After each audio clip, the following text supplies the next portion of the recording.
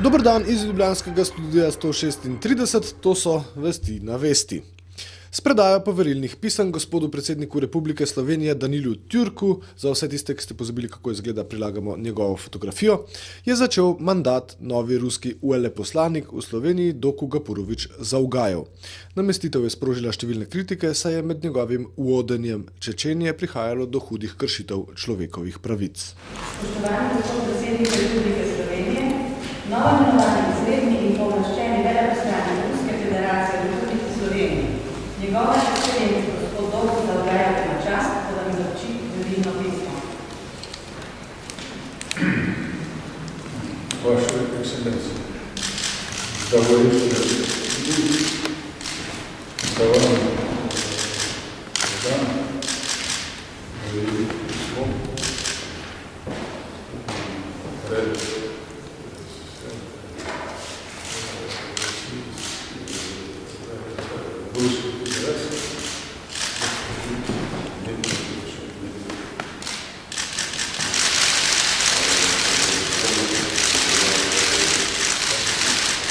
Kaj to se vam probal tekst spomniti, kaj? Doku Jamrijatovič Zavgajev. Kritik pa je deležno tudi odlikovanje, ki ga je Tomažu Ertlu, nekdanjemu šefu politične policije, zloglasne Udbe, podelil naš gospod predsednik Republike Slovenije Danilo Türk. Za vse tiste, ki ste pozabili, kako izgleda, prilagamo njegovo fotografijo. V Zboru za Republiko menijo, da je poteza gospoda predsednika pljunek v obraz vrednotam demokracije. To, da je predsednik republike odlikoval osebo, ki je vodila represivni aparat enopartijske diktature, je po našem mnenju na meji verjetnega v demokratični državi. Ocenjujemo, da gre za pljunek v obraz tistim vrednotam, ki smo jih Slovenci tako enotno podprli in se za njih zavzeli ob koncu 80-ih let, in ki jih velikanska večina podpira še danes. Niko Grafenauer je šel še dlje kot predsednik zbora Gregor Virant in dejal, da želijo javnost opozoriti, da so to postopki, ki govorijo o delovanju, citiram, udbomafije, ki si je vzela Slovenijo za svoj fevd in skuša na vseh področjih danes obvladovati stvari v tej družbi. Konec navedka. Skušamo javnost opozoriti, da so to pač neki postopki, ki govorijo o kontinuiteti, o delovanju tako rekoč širše vzeto udbomafije, ki si je vzela Slovenijo za svoj fevd in skuša na vseh področjih tako rekoč obvladovati stvari. Ok, čak samo, zdaj sile kontinuitete, zdaj tukaj bomo pa malo prekinuli, zato to je pa... David, kjer letnik si ti?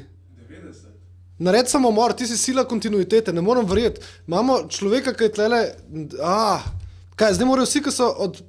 Dejansko tudi gospod Grafenauer je sila kontinuitete. On je bil in v Jugoslaviji in zdaj obstaja. Je to grozen. Ti si tudi sila, kjer letnik si ti? 88! 3 leta si živela kot sila kontinuitete, ne moram verjeti. Aloh, nehamo s tem, prosim, da ne bom rekel kaj grdga. V SDS so predstavili pomisleke v zvezi z osnutkom novele zakona o RTV Slovenija, ki bodo še bolj spolitizirali program RTV-ja. Aleksander Zorn je tako napovedal ustavno presojo vsaj 2 spornih členov. Če bo predlog zakona prišel v parlament v taki obliki, bomo zahtevali ustavno presojo vsaj iz 2 njegovih pozicij ali členov. Prvič, predsednikova vloga, ki jo po ustavi nima, izbora 3 članov sveta, in drugič, če bo to delniška družba, ali je delniška družba upravičena pobirati naročnino, ki jo lahko po zdajšnji zakonodaji samo javni zavod.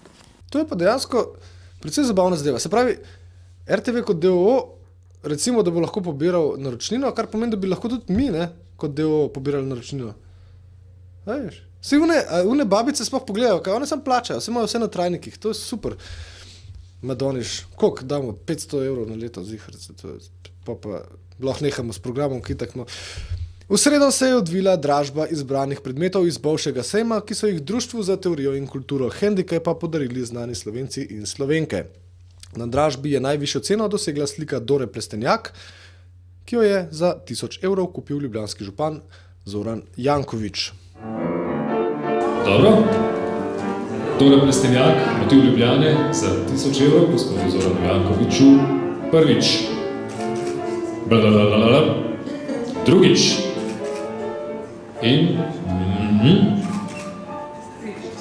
tretjič prodano. Na Animateko 2009 vas vabi Rok Govednik. Med 7. in 13. decembrom je ljubljanski kinodvor glavno prizorišče 6. edicije mednarodnega festivala animiranega filma Animateka. Animateka je festival, ki je osredotočen na srednjo in vzhodno Evropo in je tekmovalnega značaja. V tekmovalnem programu se bo tako iskalo zmagovalca po mnenju mednarodne strokovne žirije in občinstva. Tekmovalni pa je tudi del obširnega otroškega in mladinskega programa Slon. V njem bo namreč svoje ocene podala otroška žirija, ki jo sestavljajo malčki stari od 7 do 13 let. Pokrovitelji nagrad so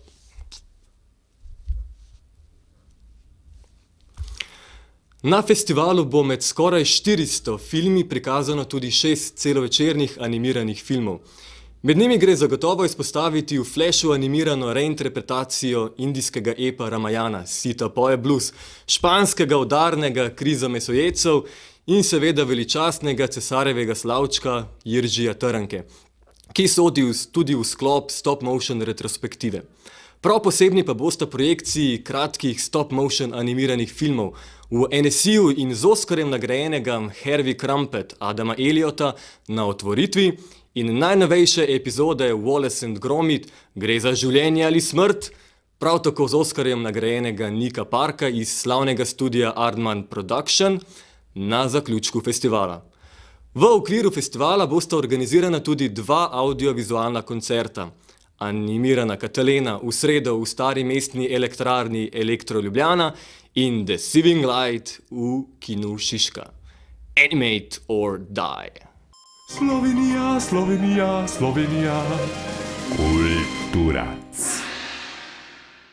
Nekdanji zunanji minister, danes pa uidni član SDS Dimitrij Rupel, takisto sila kontinuitete, če smo že pri tem, je napisal novo knjigo z naslovom Slovensko predsedovanje v ognju lastnih sil. Na predstavitvi knjige je med drugim obrazložil tudi naslov. Treba prav vprašati, jaz bi prav vprašal gospoda Grafenauerja, on je sila kontinuitete, recimo, on je bil v vseh strankah, a v kakšni ni bil. No, dej, pusti ga, da povedam. Kar zadeva naslov, pa sem se posvetoval s kolegi oziroma s strokovnjaki za obramboslovje in sicer sem jih vprašal, kako se prevede v slovenščino friendly fire. In so mi te strokovnjaki pojasnili, da obstajata 2 prevoda tega pojma friendly fire. En je prijateljski ogenj, jaz sem najprej imel ta naslov, prijateljski ogenj, ampak potem sem si mislil, da morda bralci ne bi razumeli te ironije, tega paradoksa, tega prijateljskega ognja, in sem se tega potem izbral drugi prevod, ki so mi ga tudi na Ministrstvu za obrambo sugerirali, to je ogenj lastnih sil. Zdaj, jaz upam, da bodo bralci hitro pogruntali, zakaj gre. V resnici je bilo to predsedovanje precej naporno.